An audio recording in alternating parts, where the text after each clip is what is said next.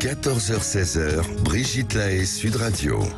Nous sommes en compagnie de Jean-Charles Bouchot, psychanalyste, psychothérapeute. Je rappelle également le titre de votre livre, Les violences invisibles, aux éditions Le Courrier du Livre. Et en effet, parfois, il peut y avoir des violences invisibles dans une domination sexuelle qui ne serait pas réellement voulue. Oui, et il nous appartient de nous protéger. C'est un peu ça que j'ai envie de dire. À un moment donné, la victime doit sortir du déni, réaliser que ce qu'elle vit n'a pas envie de le vivre et dire stop. Parce que nous sommes responsables de ce que nous vivons. C'est bien de le répéter, de le rappeler, parce qu'on a quand même tendance dans notre société actuelle à aimer se poser en victime. Oui, c'est très à la mode. C'est vrai. Nathalie, bonjour. Bonjour à vous deux. Bonjour Nathalie. Merci de me recevoir à l'antenne en tous les cas. Merci de participer avec nous. Eh bien, donc pour l'instant vous êtes seule, je crois. Oui, mais voilà, moi, je voulais parler des expériences passées, voilà, par rapport à la domination, justement. Effectivement, moi, je suis pas je pense que mon caractère, après, on n'est pas deux personnes, on est une personne, j'ai envie de dire. Moi, je suis pas une personne qui m'impose forcément, donc je pense que ça doit être normal que je suis pas bien dans l'idée de dominer. Je préfère être dominée, si on peut appeler les mots ainsi, quoi, en fait. Oui, dans la sexualité, relation, vous préférez que ce soit l'homme qui prenne les commandes et qui vous... Voilà, exactement, ouais.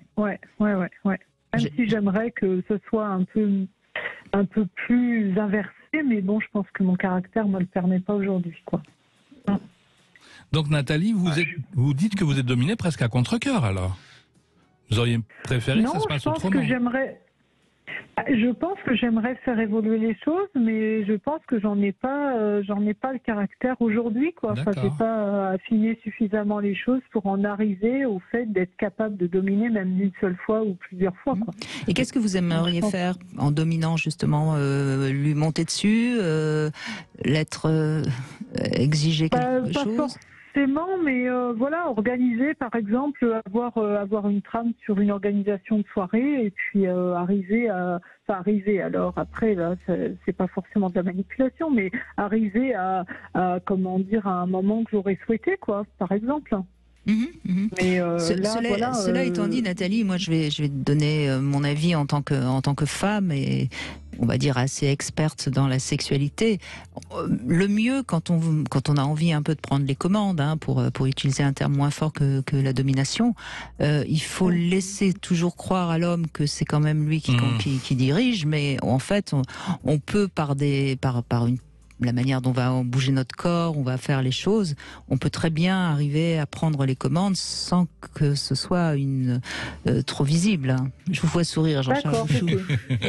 Non, mais c'est un petit peu de la manipulation. Mais pourquoi pas? Mais vous savez, moi j'avais un petit peu étudié la dialectique du maître et de l'esclave, et à un moment donné on se pose la question, mais qui a le pouvoir? Le maître ou l'esclave? Évidemment, a priori c'est le maître, mais non. L'esclave, à tout moment, peut dire stop, ça s'arrête. Et en plus, comme le maître est déconnecté de la matière, alors dans l'ouvrage philosophique, le maître n'est plus capable de rien. Donc l'esclave domine en fin de compte, parce qu'il peut dire oui ou il peut se laisser faire. Et est-ce que le dominé n'est pas plus le dominant, quelque part? Enfin, en tout cas, celui qui aurait le pouvoir. Parce que laisser le pouvoir à l'autre, mais quelle puissance! Laisser le pouvoir à l'autre, vous voyez? Oui, c'est vrai. Puis oui. Et pour vous, Nathalie, être dominée, comme on dit ce soir, est-ce que c'est jouissif? Est-ce que c'est un plaisir pour vous? En tous les cas, moi, je me fie au fait que quand se passe le moment où je suis pour le coup dominée, je passe un bon moment, un moment qui m'offusque pas, parce que je sais que c'est lié à moi-même. C'est pas lié à la personne, en fait. Donc oui, mais on sent quand même, dans votre témoignage, on sent quand même une petite résistance à l'idée d'être dominé. Est-ce que finalement, si je vous disais, au fond, vous vous offrez, est-ce que ça passerait mieux? Je pense que ça collerait mieux quelque part, oui, effectivement, à partir du moment où on pilote, où on se laisse, piloter un petit peu, oui, je suis d'accord. Moi, j'aimerais juste être capable de dire, aujourd'hui, ce soir, par exemple, alors bon, c'est un peu, effectivement, un peu dur comme propos, enfin pas comme propos, mais se dire aujourd'hui voilà j'ai envie que ce soit torride ce soir par exemple, j'en sais rien, enfin par exemple, mais donner le ton pour la soirée quoi en fait, et comme l'homme peut le faire d'ailleurs certaines fois. Et ça je sais que vous n'y êtes jamais arrivé. Non. Mais vous auriez peur de quoi si vous essayez ça?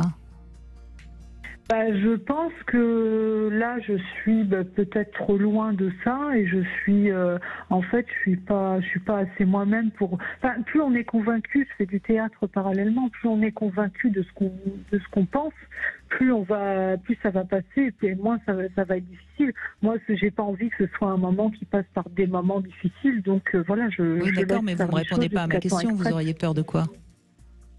Qu'il s'en aille, qu'il se fâche, qu'ils disent non. Qu'ils disent non. Non, ou que je me sente mal plutôt, que je ne sois pas convaincue à un moment donné. En fait, que je propose des choses et que je n'aille pas jusqu'au bout. Et pourquoi vous sentiriez mal? Qu'est-ce qui fait que vous sentiriez mal? Excusez-moi, Nathalie, j'essaye de vous aider à comprendre. À comprendre parce que vous n'assumeriez pas vos fantasmes. Peut-être, et peut-être j'ai parallèlement ce côté où je m'affirme pas, en fait, et là je suis obligée de m'affirmer. En fait, est-ce que ça vient d'un manque de confiance en vous, ou est-ce que ça vient d'une culture où c'est pas à la femme de dominer, c'est à la femme de subir? Vous voyez, par exemple, Je pense qu'il y a les deux.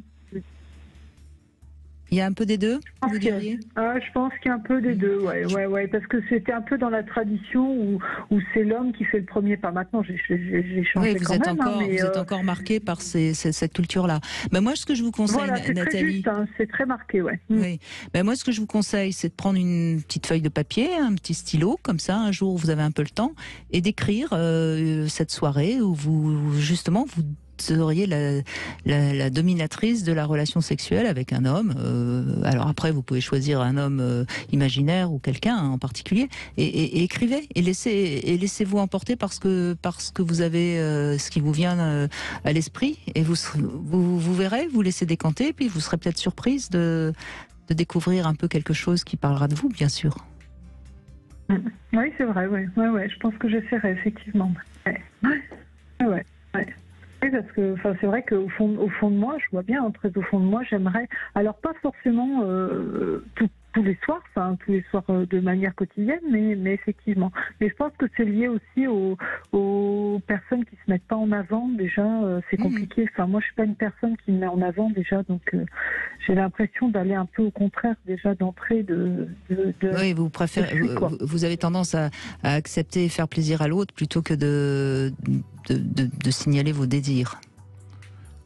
Oui, puis ça rejoint ce qu'on disait avant de prendre tout à l'heure, en introduction. Nathalie a envie de dominer, mais comme elle n'ose pas dominer, parce que ça la mettrait en danger, en fin de compte, elle demande à l'autre de la dominer. Oui, donc il y a bien le renversement, son contraire. On l'entend bien dans l'exemple de Nathalie, en tout cas, qui rêve, apparemment, ou qui fantasme pouvoir dominer un jour son compagnon, mais qui ne s'autorise pas. Oui, voilà, en fait, passer une soirée qui est égale à ce qu'on a envie de passer, la soirée qu'on s'est imaginée. Des fois, c'est vrai qu'on se dit, ça va être sympa, on va faire ci, on va faire ça. Et pourquoi vous ne le feriez pas comme une forme de jeu? On avait parlé lors de la dernière émission, l'homme s'habille en femme et la femme s'habille en homme, et on intervertit complètement les rôles. Et ça peut être au moins très drôle, sinon très excitant.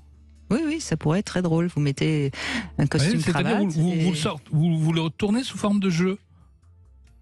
Oui, c'est vrai.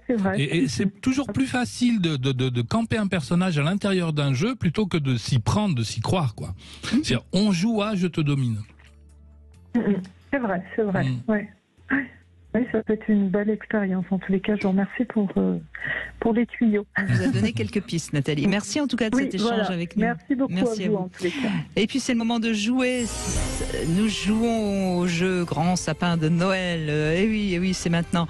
Et c'est donc le moment pour vous d'ouvrir votre cadeau de Noël en direct sur Sud Radio dans un instant. Alors peut-être que vous allez gagner votre séjour au parc Futuroscope. Peut-être que vous allez gagner une montre Ice Watch. Peut-être des enseignes Bluetooth tous, JBL, et puis peut-être encore d'autres cadeaux. En tout cas, il y a beaucoup de cadeaux au pied de ce grand sapin de Noël sur Sud Radio. Et pour gagner, eh bien, il faut nous appeler, vous connaissez le numéro 0826 300 300, et ce sera le 16e appel qui va gagner, donc à vos téléphones. Allez, on fait une petite pause, et puis dans un instant, c'est notre Sexy News que nous retrouvons Julia Palombe, qui va nous parler de cul comme d'habitude.